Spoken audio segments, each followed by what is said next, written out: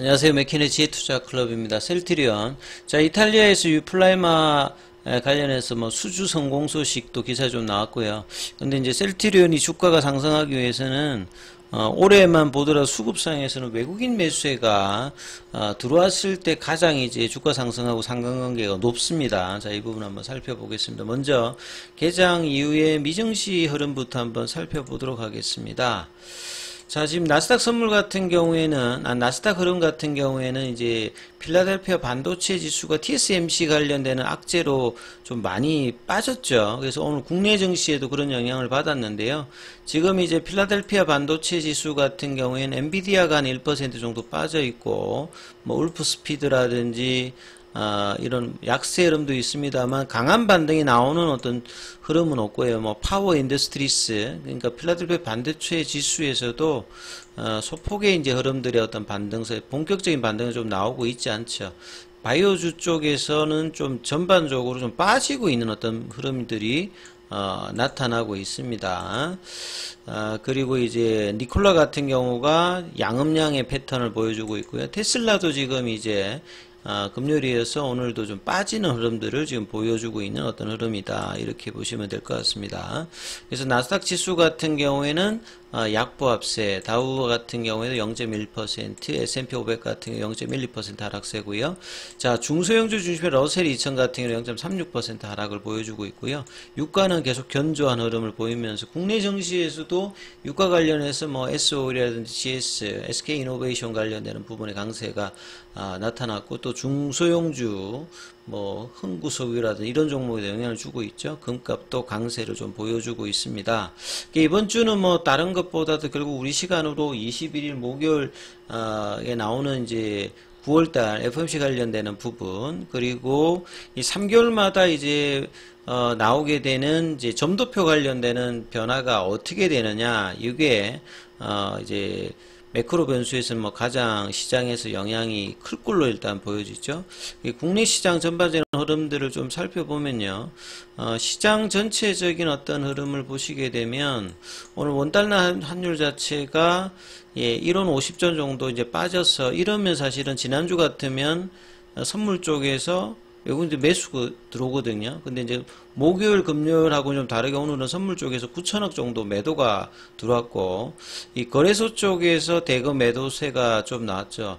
자, 거래소 쪽에서 이제 외국인들이 대거 매도가 한다는 말은 삼성전자나 뭐 요런 쪽입니다. 그래서 오늘 보시면 삼성전자가 2.5%, 하이닉스도 2% 뭐 빠지면서 소부장들은 뭐 10% 넘게 빠진 종목들이 많이 나왔는데, 이 TSMC 장비들의 어떤 인도를 좀 연계해달라, 이런 영향이 이제 반도체 소부장에 직접적으로 영향을 또 주었습니다. 자, 그런 가운데 이제 기관들 같은 경우에 또 코스닥에서 중심적으로 일단 매도를 하는 모습이었고요. 자, 이런 흐름들을 개인들이 양시장에서 대거 또 받아내는 모습을 나오면서, 자, 코스피는 금요일날 2600선을 좀 다시 또 회복을 했는데 바로 26포인트 밀리면서 2574까지 또 밀렸습니다. 자, 코스닥 같은 경우에도 0.86%, 장중에 이제 에코프로 비행 같은 경우가 플러스 좀 전환이 되다가 또 오장이 또 이제 윗꼬리가 나는 어떤 흐름이 나오면서 2차 전지 반도체 관련되는 부분들, 바이오도 오늘 좀 그렇게 좋지 못했거든요. 그러다 보니까 코스닥 쪽에서는 891선에서 이제 900선 밑단에서 좀 흐름이 나오고 있고요. 전반적으로 이제 코스피 쪽에서는 하락 종목 수가 한 200여 정도 많았고, 코스닥 쪽에서도 한 2배 이상 하락 종목군들이 많은, 근데 테마별로는 뭐 테마주 쪽 시가총액이 낮은 종목들의 흐름들은 또 나름 또 활발하게 또 진행되는 어떤 모습을 좀 보였습니다. 그래서 뭐 반도체 관련되는 이 부분들은 앞서 말씀드렸듯이 TSMC 관련되는 부분 악재가 나오면서 하락 흐름들이 이제 전반적으로 많이 나타났고요. 그 다음에 2차 전지 관련되는 부분은 이 포스코 쪽의 흐름들은 괜찮은 흐름들을 이제 계속 이제 보여주고 있죠. 근데 상대적으로 이제 대장 역할을 했던 에코프롬 같은 경우에도 이제 8월 달에 어떤 고점 대비해 가지고는 거의 30% 좀 밀리면 밑꼬리는 나타나는데 강한 반등은 아직 거래량을 동반해서 나타나고 있지 않죠. 에코프로비엠도 마찬가지고요. 그래서 이제 그래도 2차전지 쪽에서는 나름 이제 좀 단기 바닥을 좀 잡으려는 흐름들이 좀 나와 있고요. 그 다음에 SK이노베이션 같은 경우는 유가 관련되는 부분 상승 흐름으로 또 유중에 대한 어떤 성공적인 어떤 마무리가 되었다. 이것 때문에 또 반등세가 좀 나왔고요. 그 다음에 지난주 흐름에서 로봇주와 이제 인공지능 관련되는 부분 오늘도 그렇게 큰 흐름은 보이지 못했죠. 약세 흐름 보였고요. 바이오 쪽에서는 알테오젠이 오전에도 말씀드렸습니다만 지금 시세를 가장 강력하게 끌고 있는 쪽의 종목은 알테오젠이다. 그래서 알테오젠이 돌파 이후에 지금 단기로 4만원대에서 7만원대로 굉장히 강한 어떤 상승들을 지금 일주일 사이에 지금 보여주고 있는 상황이죠. 그래서 나머지 이 뭐 비만 당뇨 관련되는 부분이라든지 의료 AI 관련되는 부분이라든지 의료 기기 관련되는 부분들도 같이 빠지고 있습니다. 자, 그리고 이제 뭐 자율주행 관련되는 부분들도 빠졌고, 유가가 올라가게 되면 이제 뭐 조선주 관련되는 부분이 있는데 오늘은 뭐 약보합세 흐름이었죠. 그리고 이제 뭐 초전도체주 관련되는 부분이라든지 뭐 테마주들의 어떤 흐름들은 좀 빠르게 돌고 있고요. 그리고 추석이 다가고 국경절 연휴, 중국에서는 가장 많이 이제 연휴가 긴 게 이제 국경절이잖아요. 거기에 따라서 이제 화장품주들 강세 흐름들이 뭐 VT라든지 클리오, 본느, 뭐 아이패밀리, 요런 쪽의 흐름들이 좀 강하게 좀 움직였습니다. 그리고 이제 기타 어떤 테마 쪽 섹터에는 보시면 보시게 되면 뭐 한동훈 관련주들이 계속 이제 노후를 중심으로 좀 많이 움직이고 있고요. 그다음 우크라이나 원전 관련해서는 서전기전이 장중에 좀 강세 흐름을 좀 보이는 어떤 모습을 보였습니다. 자, 바이오 쪽에서는 셀트리온은 여전히 오늘도 뭐 큰 흐름은 없어요. 올해 가장 이제 대형주 중에서는 시장에서 이제 베타 개수가 마이너스로 갈 만큼 굉장히 부진한 흐름들을 장기적으로 지금 행보를 하고 있습니다. 그래서 3, 4병이 나오게 되면 이 부분을 좀 탈피할 것이다. 3분기 실적과 더불어서. 근데 좀처럼 이 부분들이 이제 벗어나고 있지 못하는 흐름들을 15만원권에서 많이 밀리지도 않습니다. 그렇다고 회복되고 있지도 않습니다. 이게 이제 거래량이 동반되면서 좀 변경이 해야 되는 어떤 지점까지 와 있는데 아직까지도 이 부분들이 원활하지는 못하고 있습니다. 수급상으로 살펴보면 셀트리온 쪽에서 오늘은 이제 외국인들 매수세가 좀 이제 들어왔는데요. 기관들은 팔고 개인들은 매도. 수급도 이제 좀 엇갈리는 부분들이 이제 계속 나오고 있는 상태는 오늘 좀 계속되고 있는데요. 자, 프로그램 쪽하고 외국인들 매수가 들어오는데 제가 밑단에다가 이제 기관 보유 수량, 외국인 보유 수량, 개인 보유 수량 이렇게 뭐 이 차트를 보는데 이 부분을 좀 살펴봐 드리면, 근데 이렇게 대형주라든지 시총이 큰 회사들 같은 경우에는 이 개인들이 막 산다고 해가지고 올라갈 수 있는 어떤 흐름은 아닙니다. 그리고 셀트리온 같은 경우도 보시면 뭐 올해만 이렇게 보시더라도 요 이제 두 번째가 이제 외국인들 보유 수량이거든요. 그래서 뭔가 좀 반등이 나올 때는 보시게 되면 3월 이후에 이제 좀 반등이 나올 때 보시게 되면 외국인들 어떤 이제 비중 자체가 나름 좀 이렇게 기관들이 이제 여기서 조금 이제 사준 부분도 있고요. 외국인들이 매도할 때 보시게 되면 항상 같이 빠지고요.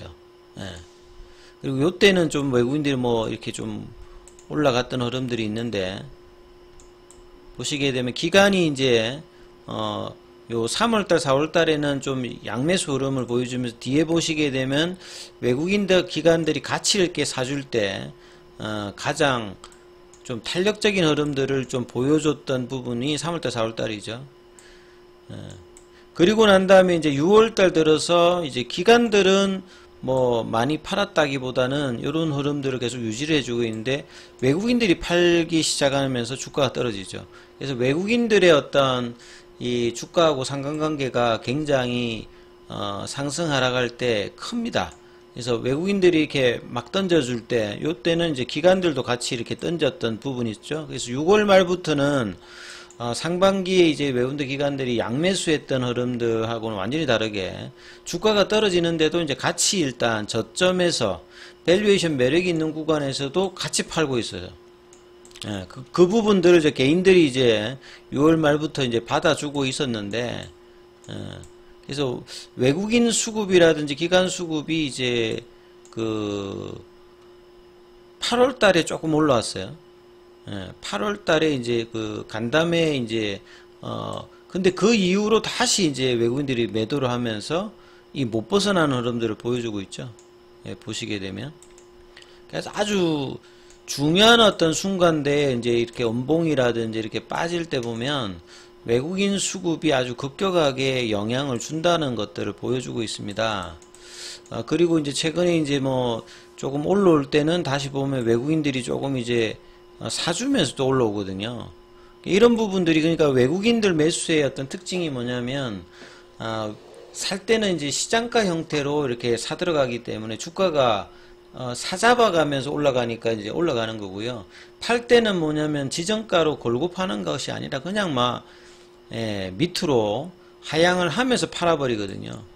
이런 어떤 흐름들 때문에 이제 외국인들 매수세라든지 프로그램 매수세가 들어오면 주가에 영향을 바로바로 주는 어떤 이 호가와 매매의 어떤 그 패턴들 때문에 특히나 더 그런데 지금 이제 좀처럼 외국인들 매수세가 늘고 있지 않은 어떤 흐름들이 계속 이제 최근에는 조금씩 뭐 좀 사들어가는 어떤 흐름들이 있습니다만 요때 좀 샀지 않습니까?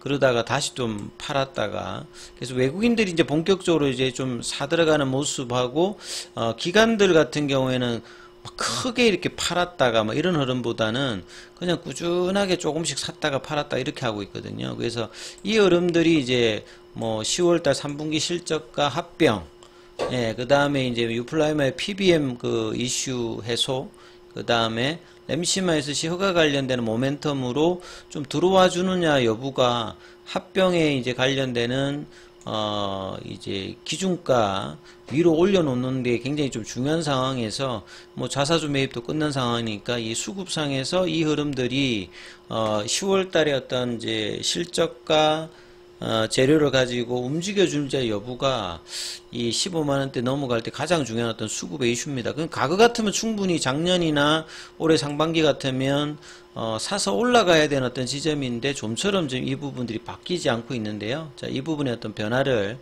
살피면서 계속 한번 지속적으로 관찰을 해 보셔야 될 것 같습니다. 여기까지 해보겠습니다.